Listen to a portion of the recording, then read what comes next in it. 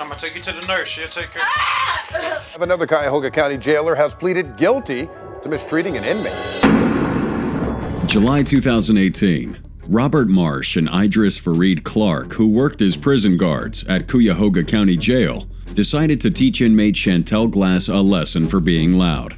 Unknown to them, the incident was caught on camera, and it soon led to a court case, and ultimately, a jail sentence. These are prison guards who were caught with inmates on camera.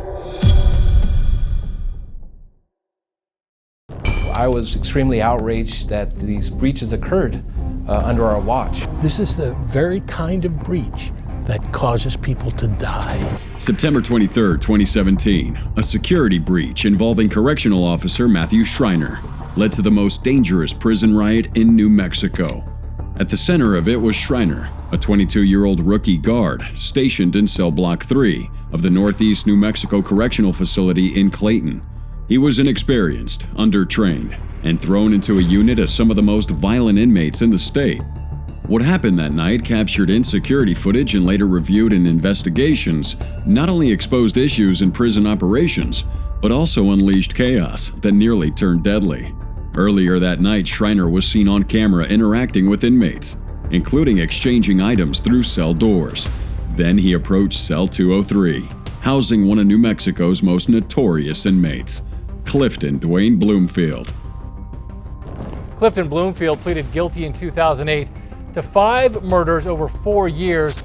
Born in March 1969, Bloomfield was a convicted serial killer, sentenced to 5 life terms plus 45 years after murdering 5 people between 2005 and 8 in Albuquerque. He had a long and violent history, including previous assaults within the prison, but just a month before the riot, he had nearly strangled another inmate with a towel. Despite his violent behavior, Bloomfield remained in a medium security prison, and on that September night, he convinced Schreiner to open his cell. Seconds after Schreiner unlocked the door, Bloomfield jumped him, using a homemade weapon fashioned from a sharpened toothbrush. The serial killer overpowered the young officer, seizing his keys, and began unlocking the rest of the 40-inmate cell block. Schreiner briefly broke free, grabbed his radio, and ran to call for help, but the damage was already done. By 9:05 p.m., cell block 3 erupted in chaos. Inmates surged through the unit, barricaded the main entrance, destroyed surveillance equipment, and set fires. They used their freedom to attack rivals and suspected informants. One inmate, Samuel Sanchez, was asleep in his segregation cell when 2 others entered and slashed his throat, leaving him bleeding for over an hour. He did survive but remained traumatized and later sued the state, claiming the guards had labeled him a snitch. It took the prison riots response team more than an hour to regain control. Tear gas, flash grenades, and flooding were deployed to subdue the inmates. Order was finally restored, with each prisoner handcuffed and escorted to the day room. Bloomfield, the ringleader, was among those restrained. He was transferred to the max security state penitentiary in Santa Fe. An investigation was immediately launched, and it was revealed that only 9 correctional officers had been on duty that night, although staffing plans required 20.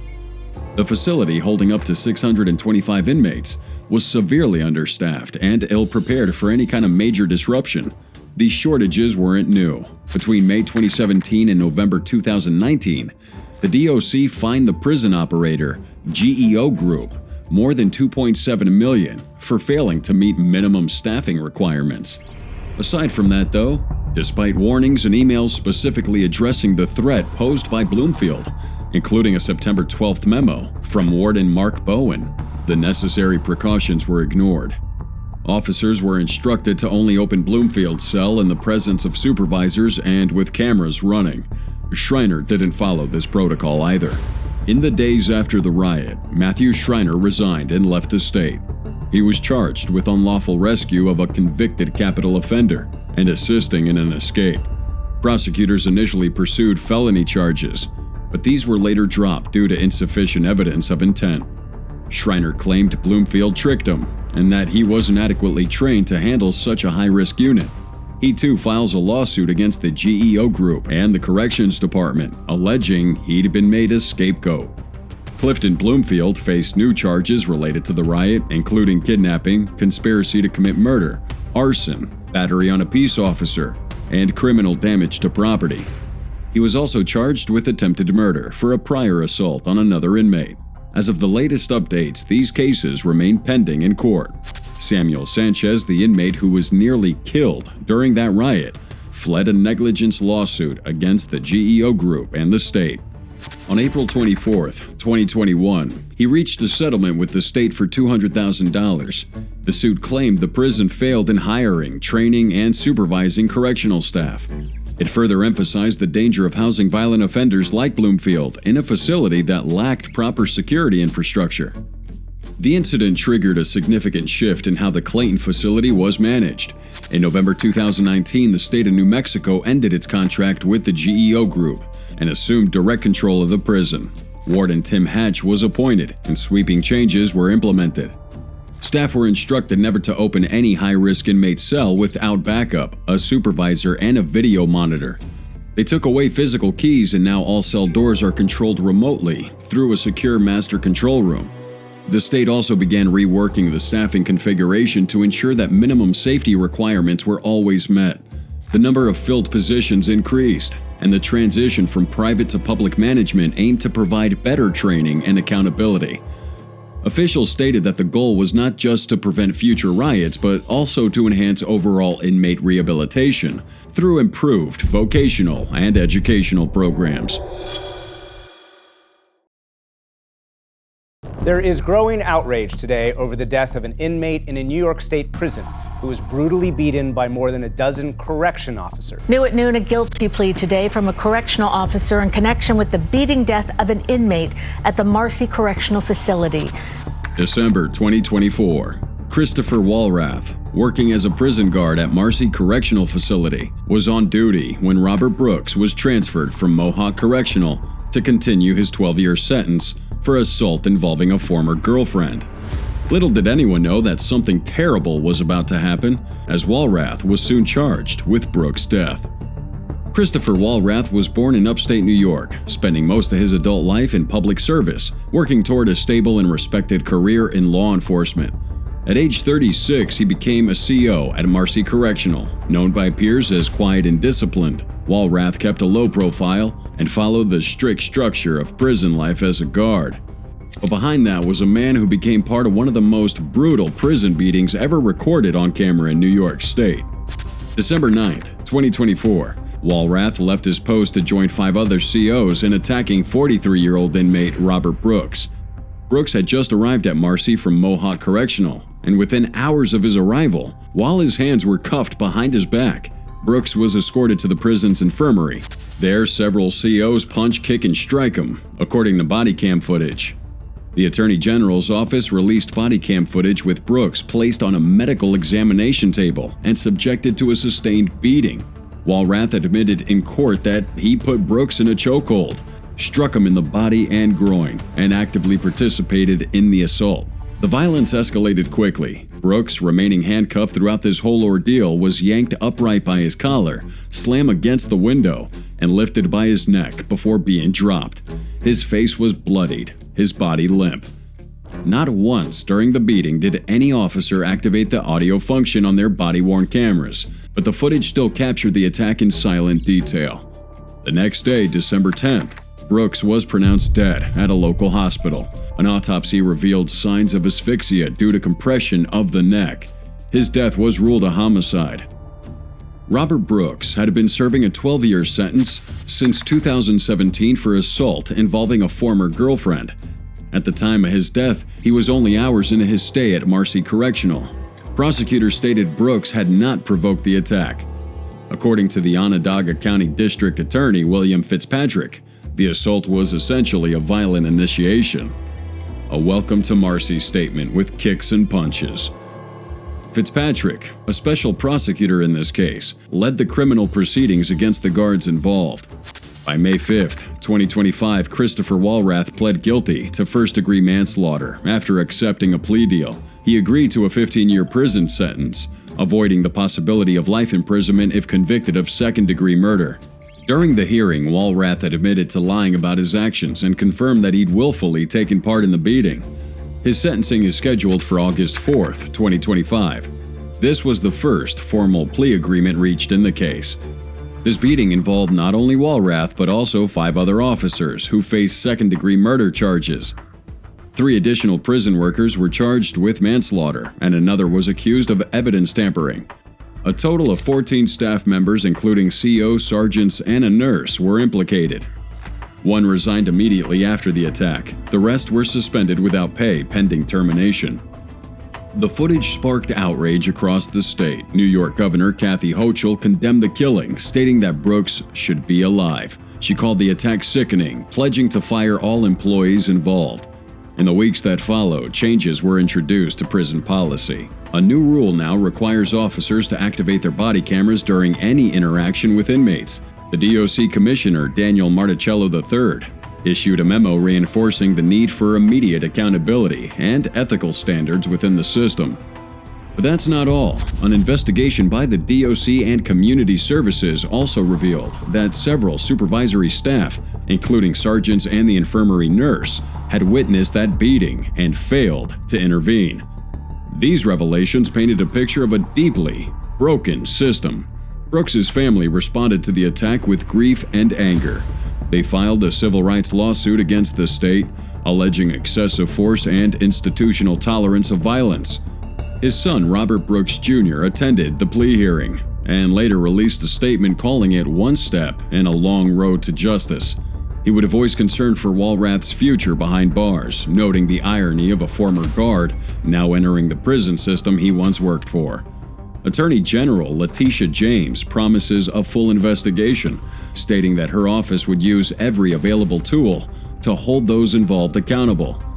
She acknowledged that while the video was hard to watch, it was necessary to ensure transparency and public trust. As the investigation continues, more plea deals are expected. Prosecutors are working to determine the extent of each officer's involvement.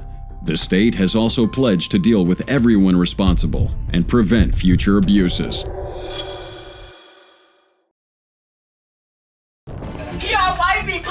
I'm gonna take you to the nurse. She'll take care. Another Cuyahoga County jailer has pleaded guilty to mistreating an inmate. Robert Marsh and Idris Fareed Clark began their careers in law enforcement with the responsibility of maintaining order and protecting the rights of inmates in the Cuyahoga County Jail. Both held positions of trust as COs.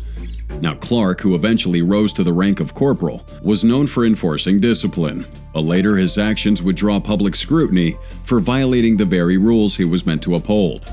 Marsh, more reserved, carried out his duties quietly until one incident would bring both men into the spotlight for all the wrong reasons. July 16, 2018, a routine arrest spirals into a disturbing case of excessive force, all captured on jail surveillance footage.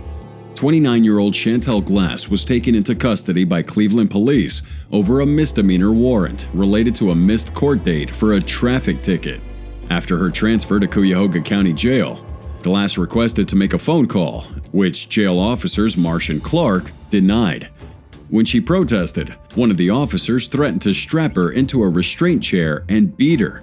Now, while that might have seemed like an empty threat, Marsh and Clark soon showed that they were men of their words. Jail surveillance shows that the two officers are removing Glass from her cell and securing her into a restraint chair. As Marsh is tightening the straps, Glass's leg briefly lifts, almost hitting him. In response, Marsh strikes her in the head with an open hand. Moments later, Clark approaches holding a can of pepper foam, which he then shook before spraying it in her face at a close range for 6 seconds. Now, Glass suffered from asthma and began gasping for air and telling officers that she couldn't breathe after being sprayed. According to complaints filed later, she repeated this phrase around 30 times. However, one officer reportedly told her, "If you're talking, you're breathing." And so, no immediate medical care was provided. Glass was left, restrained, in a utility closet for several minutes without help. According to the lawsuit, jail staff showed no urgency in getting her medical attention.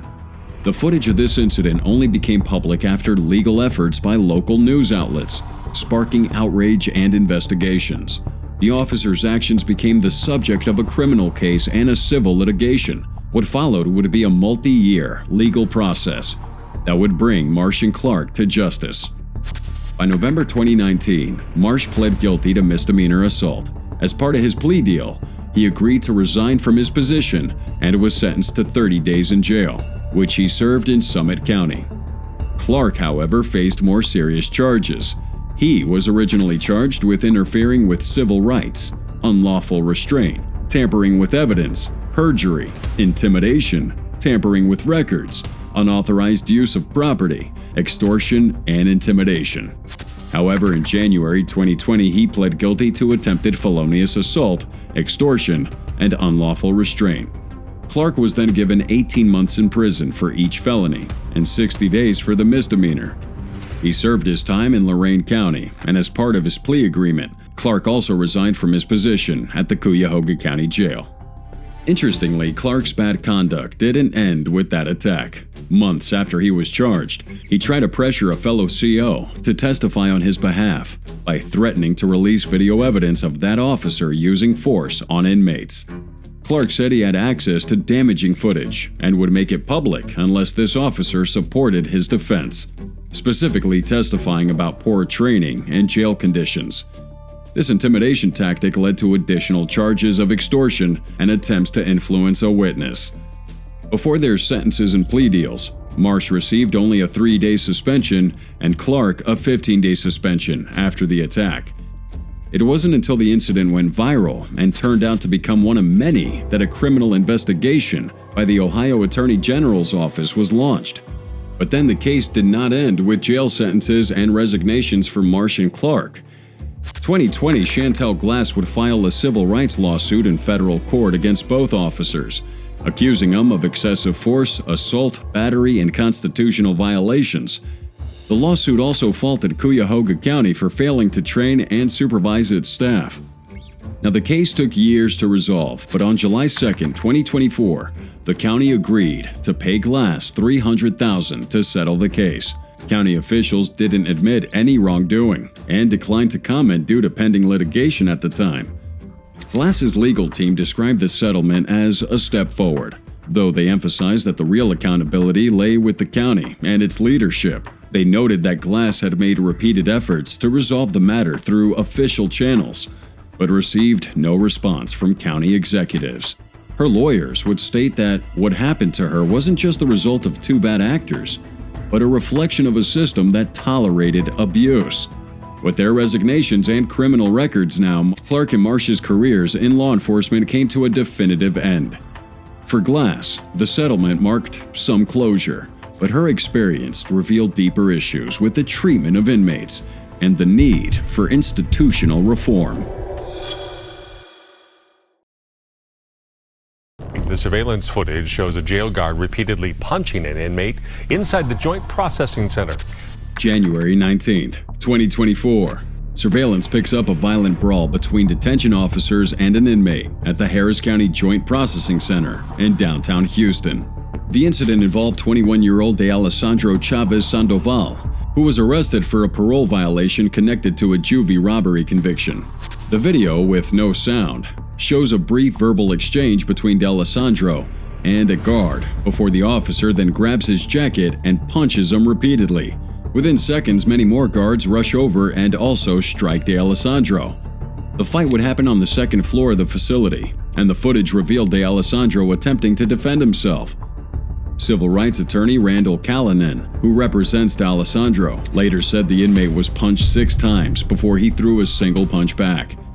The attorney emphasizes that it's lawful for someone to defend themselves against what he described as excessive force. In less than 10 seconds from the initial exchange, the confrontation had escalated into a full-scale fight, with several officers involved. As more guards would arrive, the inmate was eventually taken to the ground and handcuffed.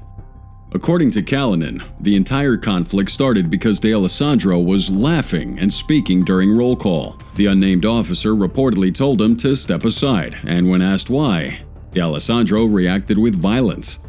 After the situation was brought under control, Allesandro was left with visible injuries, including swelling to his face, nasal injuries, bleeding from his nose, and an injury left to the side of his forehead. He was taken for medical evaluation, treated, and cleared by medical personnel, then placed in a holding cell. February 1st, 2024. Court records indicate that Allesandro was charged with assaulting a public servant following that incident. However, the charge was dismissed due to insufficient evidence. Attorney Calhoun contacted the Harris County District Attorney's Office Civil Rights Division and requested a deeper investigation into the actions of the guards, citing a pattern of excessive force used at the jail. But despite the seriousness of this incident, the detention officer who initiated the assault has not been publicly named. According to an official statement from the Harris County Sheriff's Office, the officer did have injuries but didn't require hospitalization and remains employed with the department. The Sheriff's Office confirmed that an IA investigation is ongoing, but didn't provide additional details about the specifics being taken. Nevertheless, Allesandro remains in custody due to the original parole violation. His mother, Angelina Sandoval, spoke out publicly after the video was released. She expressed heartbreak over what had happened to her son and called on the sheriff to personally review the footage. She said she wanted justice and didn't want other mothers to go through that same experience. The sheriff's office has maintained that it follows standard procedure for all use of force incidents. Their statements confirm that this incident is under internal review and that Allesandro received appropriate medical attention. However, the lack of disciplinary action or the charges against the involved guards has left to public frustration and distrust. Activists argue that the internal affairs process alone is not enough and that transparency is lacking. One of the central demands from family members and attorneys has been for an external investigation. Attorney Calhoun and other advocates urged the Texas Rangers and the FBI to launch an independent investigation. Despite multiple requests, there has been no indication of a federal nor state-led inquiry into this incident so far. We have a videotape of a 15-year-old girl being beat up really badly in Seattle by cops. I remember the way he just came in after I kicked my shoe off, and we were arguing back and forth all night since the arrest happened. November 2008. A disturbing event takes place in a holding cell at SeaTac City Hall, near Seattle, Washington. Here we have Deputy Paul Sheen, a 31-year-old King County Sheriff's officer. Now at the time, Sheen had already been involved in 2 officer-involved shootings, one of which resulted in a fatality, though both were previously ruled justified. But what happened inside that cell would spark public outrage and shine a harsh light on the conduct behind jail walls. This incident involved a girl named Malikica Calhoun, who'd been arrested for investigation of auto theft. When Calhoun entered her holding cell, she appeared upset and was told to remove her shoes. Surveillance caught her kicking one of those shoes in the direction of the doorway. Now, the shoe didn't hit anyone, and she remained unarmed and non-threatening. Nevertheless, Deputy Sheen reacted with such a force that many would describe later as excessive. He entered the cell angrily, accompanied by another deputy, and began a violent physical assault. The surveillance video captures Sheen aggressively kicking this girl, slamming her against the wall, pulling her hair and punching her in the head. At one point, he throws her to the floor, holds her face down while continuing to strike her. A second deputy, identified as a trainee at the time, was present during this assault, but didn't intervene and wasn't later charged nor investigated. After the incident, Calhoun complained of breathing problems, prompting for a call for medical attention. She was later transferred to a youth detention facility and booked for investigation of auto theft and third-degree assault, though she was never formally charged with the latter. The public became aware of the incident after the surveillance video was released. The footage would spark condemnation and led to criminal charges against Deputy Sheen.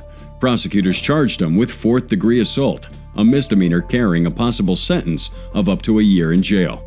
Sheen enters the plea of not guilty, maintaining that his actions were necessary to regain control of the situation, after Calhoun allegedly assaulted him by kicking off her shoe.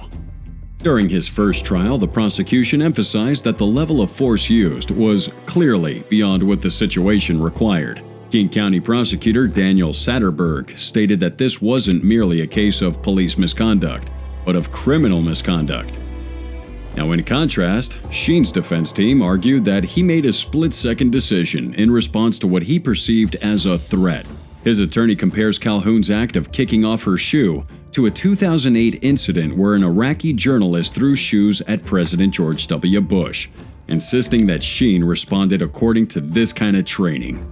Okay, the jury in the first trial failed to reach any kind of unanimous decision, with 11 in favor of convicting Sheen and 1 holding out. That led to a mistrial, then a second trial, but this time the outcome was reversed. 11 jurors favored acquitting Sheen, with 1 holding out. Again, the jury couldn't agree on a verdict, and given the results of both trials, the King County Prosecutor's Office decided not to pursue a third. Prosecutor Satterberg says the repeated hung juries demonstrate the limits of what could be proven in court, despite the footage. As a result of that incident and the public backlash, Paul Sheen lost his job as a sheriff's deputy. His attorney later confirmed that he had no plans to return to law enforcement. The King County Prosecutor's Office emphasized that preventing Sheen from wearing a badge again was now a top priority. Malikica Calhoun, on the other hand, settled with the county for an undisclosed financial amount and later moved out of the state, reportedly starting a new chapter in her life and even having a child. Though Sheen was never convicted in court, the video evidence of this attack continues to be viewed as one of the clearest examples of misconduct behind bars, captured on camera. A former prison officer, Katie Evans, 26, has been sentenced to 21 months in prison after engaging in an intimate relationship with inmate Danielle Brownlee. Katie Evans was just 21 when she began working as a prison officer at HMP Doncaster in 2020. A young mother from Hatfield and Doncaster, she was new to the role, inexperienced, and unaware of how quickly she'd be drawn into a scandal that would cost her her freedom and destroy her career. Just months into the job, Evans became involved in this inappropriate relationship with a convicted robber, an affair that would be later described in court as intimate, and which spiraled far beyond acceptable boundaries. The footage of their interaction was so explicit that authorities deemed it too X-rated to be ever released to the public. The inmate in question here would be Daniel Brownlee, also known as Daniel Wild, following his later name change. Brownlee had been jailed in 2016 for attempted robbery, burglary, and handling stolen goods, receiving a sentence of 5.5 years. He was, however, recalled to prison in 2020 after breaching his license conditions. So while behind bars, Brownlee manipulated Evans and cultivated a romantic bond with her. Over a 6-month period, Evans had exchanged more than 140 phone calls with him. Some would last nearly an hour, and they were all conducted using a smuggled SIM card. During their conversations, Evans referred to herself as "your queen," and she would move money between accounts for Brownlee, giving him confidential prison information too. Then the relationship got physical. Evans even boasted to an ex-prison officer about performing oral sex on this inmate inside the prison. It would be from that confession that led to an investigation by the prison anti-corruption unit, which uncovered the extent of her misconduct. Evans' illegal activities weren't isolated to just phone calls and physical intimacy. She admitted to collecting money for Brownlee, believed to be related to drugs, and using a false name to conceal her identity. The pair had planned to continue their relationship after his release. However, as Brownlee said in a later interview, he was pulling away from the relationship due to a growing interest in Christianity, eventually denying any sexual relationship occurred, despite court records to the contrary. Brownlee, now calling himself Daniel Wild, has since rebranded his image entirely. After his release, he presents himself as a born-again Christian and now works as an influencer with thousands of followers, mind you. Now he's married, started a family, and uses his platform to promote a message of faith and transformation, distancing himself from the events that led to Evans' imprisonment. In interviews, Wild insists that no sexual misconduct ever occurred between him and Evans, contradicting all the evidence and her own admissions. Evans' case was heard at Sheffield Crown Court, where Judge Jeremy Richardson KC presided. During sentencing, he acknowledged that she'd been manipulated by an experienced criminal, but did emphasize that it was no excuse for her actions. The judge stated that her misconduct had affected the good order and discipline of the prison. He accepted that Evans was remorseful and posed no danger to the public in the future, but nonetheless would call her a corrupt prison officer and give her 21 months in prison. He noted that the sentence could have been longer, but chose to reduce it, citing the impact on her young daughter and the challenges she's going to face as a former officer serving time in prison. Now, throughout the trial, Evans appeared emotional and distraught. She cried during sentencing, waving to family members as she's led from the courtroom. She had previously pled guilty to misconduct in a public office. The fallout of this incident wouldn't stop with Evans and Brownlee. Staff at Serco, the private company that operates HMP Doncaster, were commended by police for their cooperation during that investigation. Serco emphasizes they maintain a zero-tolerance approach to any breaches of conduct amongst staff and pledge to fully support law enforcement whenever such incidents occur. 28-year-old Serena Dodson is sentenced to 9 years behind bars for assisting in jail escape and 1 count of bringing contraband into a jail. Serena Dodson grew up in Clovis, New Mexico, a quiet town, where she later takes a job that's going to lead to her downfall. At 28 years old, she becomes a detention officer at Curry County. Those who knew her said she was quiet and reserved, with no public record of any kind of misconduct before her arrest. But in June 2018, she becomes the central figure in a jail escape that would capture national headlines. June 15, 2018 was the day everything changed. Dodson was working in the control room alone and assisted 3 inmates in a daring escape. This control room held the system for opening and securing doors throughout the whole facility. On that day, Dodson opened 3 secured doors that allowed the inmates, Aaron Clark, Ricky Senna, and Victor Apodaca, to exit the outdoor rec area and walk freely out of the facility. Surveillance shows her nervously scratching her head as she pushes the buttons, unaware or maybe unconcerned that the cameras are recording every move. The 3 inmates weren't petty criminals. Aaron Clark, 31, was facing charges for attempted child abuse, identity theft, and credit card fraud.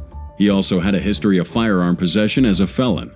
28-year-old Victor Apodaca was in jail for drug trafficking and firearm possession, already having felony convictions in Texas. Ricky Senna, 24, was given aggravated battery with a deadly weapon and auto theft. All 3 were considered very dangerous. Dodson didn't act spontaneously. Court proceedings later showed that her decision to help the inmates had been planned for over days, possibly weeks. It was revealed that her role in this escape wasn't just opening some doors. She would bring in contraband into the jail and also communicated with at least 1 person outside of the facility who actually helped harbor the fugitives. 4 days later, Dodson was arrested in Lubbock, Texas. Her capture followed the arrest of the 3 inmates on June 19, 2018, after a tense 3-hour standoff with Clovis police and a SWAT team. Officers found him in a house on Dartmouth Street after receiving an anonymous tip. One of the occupants pointed a weapon at the officers during negotiations, prompting an officer to fire a shot. Fortunately, no one was injured. All 3 inmates and an accomplice, John Hausman, were taken into custody. Hausman was later charged with 3 counts of harboring or aiding a felon. During her sentencing, Dodson accepted a plea agreement. She pled guilty to 3 counts of 3rd-degree felony assisting escape and 1 count of 4th-degree felony for bringing contraband into jail. Initially, she was given 10.5 years in prison. 18 months were suspended on the condition that she complete supervised probation, reducing her active prison time to 9 years. She is currently serving her sentence in the correctional facility in Las Cruces, New Mexico. Now, the inmates received longer sentences. Ricky Senna, already serving an 11-year term, got an additional 30 years for felony escape and related crimes. Victor Apodaca was given 16 years in prison for his role in the escape, with 3 years suspended. However, he's got to serve a 60-year sentence in Texas for aggravated assault on a peace officer before beginning his New Mexico term. Aaron Clark receives a 10-year sentence, with 4 years suspended in favor of supervised probation. The escape triggers a wave of fear in the Clovis community. The judge, Matthew Chandler, noted during sentencing how people could recall where they were when they heard the news. This event would bring renewed criticism to the Curry County Detention Center, which already experienced multiple escapes before. Way back in 2008, 8 inmates had escaped this place in one night, raising ongoing concerns about security and staffing. Residents expressed shock and concern. Some believe that poor treatment of inmates and staff shortages contributed to that escape. Others speculated that the ongoing construction near the jail may have played a role. This incident led to the increased scrutiny of facility operations and brought national attention to the vulnerabilities of small-town detention centers.